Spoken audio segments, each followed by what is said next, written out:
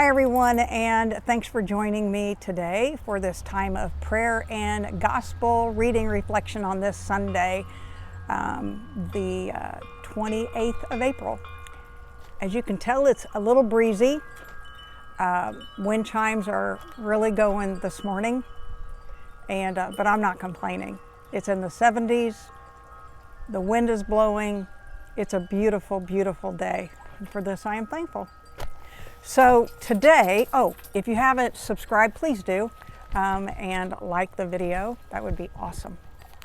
In today's first reading, it was from the Acts chapter 9, 26 through 31, and it's talking about when Saul arrived in Jerusalem, and he joined the disciples. They were all afraid of him, not believing that he was a disciple.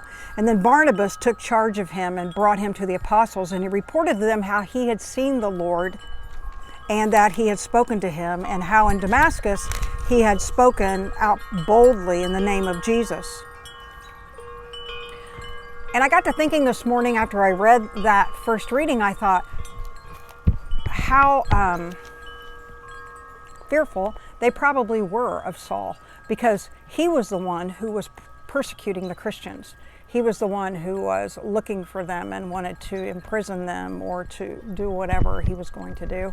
And now here he is out preaching the gospel, preaching Jesus, okay? And so, they're probably thinking, yeah, okay, right. And then Barnabas comes to them and said, no, seriously, he had an encounter with Jesus. Jesus came to him, and he is a changed man. What a testimony. What a testimony that must have been. Because here he was, number one enemy, and now completely turned it around. 180. He's like, no, I'm a follower of Christ. I am a disciple. And so I just think it's awesome about how just people can just, when they have that encounter with Jesus, their lives can completely be transformed and become one of his disciples.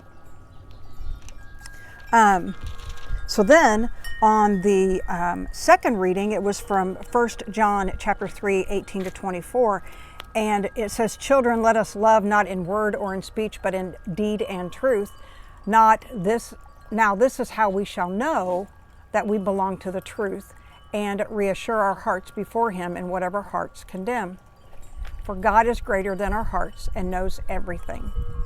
Beloved, if our hearts do not condemn us, we have confidence in God and receive from him whatever we ask, because we keep his commandments and to do what he pleases.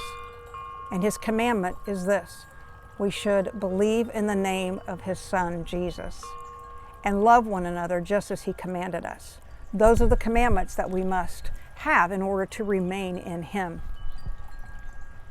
And that for me, of course, when you do the Gospels and you do the two readings on Sundays, they're always combined, chosen just because they relate.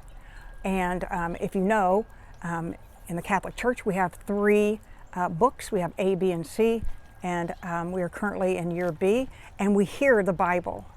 We have the whole Bible in those 3 years. It's just a continuance. And so everything, even though it changes every year, we know that this Sunday is usually the Sunday that we talk about the vine and the fruit. So the gospel today, of course, was from John 15, 1 through 8. And Jesus just said to his disciples, I am the true vine, and my Father is the vine grower. I thought, wow. I've known that. I've heard this. I'm 61, so I've heard this a lot in my life. I am the vine grower. He's the one who gets it all in motion. He's the one who plants it. And then Jesus is the vine, and we are the branches. We've heard this. We know this. And then we also know that the grower trims those vines and that vine and that branches, and so that we can bear more fruit. Today in Father Chris's gospel, he talked about that. He talked about how he had walked in vineyards at multiple stages in a vineyard's life. meaning just that he's seen it when it's been chopped down and there's nothing and it's bare. And then he's seen it where the branches are starting to go out. And then where there is fruit. He said, if you are blessed, Father Chris said, if you are blessed, then you will actually get to see the fruit that hangs from the branches. Brought me back to Medjugorje. Took me right back to my pilgrimages in Medjugorje and how I used to, when we would walk to church, we would walk through the vineyards, never bothering them, but just taking in their beauty and taking in, it brought this gospel to life. It brings it to life. And it's like, yes, this is the fruit. I got to also thinking about this morning, and you think about, I am the branches of Jesus. And, sorry, my dogs are out here with me, and one is being very good and the other one is being interesting. Anyway, there's my squirrel moment. And so I got to thinking about how we, are fruit. Sometimes we don't see that fruit. How do we measure the fruit? You know, how does a vineyard determine the success, okay, or just the product of, you know, how many clusters of grapes are there? How much fruit do we produce? What is our fruit that we produce? You know, how do we measure that? Do we measure that in, for me, do I measure that in the how many subscribers I have to YouTube? Do I measure it in how many people follow me on Facebook? So on and so forth. Sometimes we don't know the impact of the fruit that we put out there. We just don't know. Because we might have a word or a deed or something that we do that it just comes natural to us. It's just natural.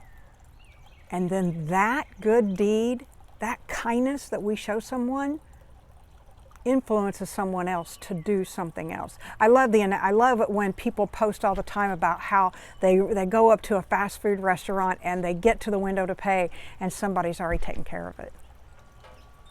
And then I have to show you. And then they pay it forward. What an awesome thing. What an awesome thing. And you never know that when you do something like that, when you just do those little things, what that does for that person. I'll never forget one time I had gone to lunch, which I rarely do at school, and I had actually gone into McDonald's. I ran through McDonald's for something, and I noticed that in front of me was actually one of my very closest friends. And I'm like, oh, I got this one. And so I'm behind her and I said, hey, I want to pay for that. And they're like, okay, no problem. So they get up there and of course she doesn't have to. And then she texts me on the way. She goes, I knew it was you. And she said, but I had to giggle because I not only had bought my lunch, but I had bought her assistant's lunch as well. And I said, well, that's even better. That's even better. How awesome is that? Because I love them both very much. And so even though we can do things for strangers, we can also do things for our closest friends. So anyway, I want you to think today. I'd like you just to think about how can you bear more fruit for Jesus? What can you do to show people that you are a follower of Christ like Saul did? And let's go out and do His commandments. Love one another as we love Him. All right. God bless you.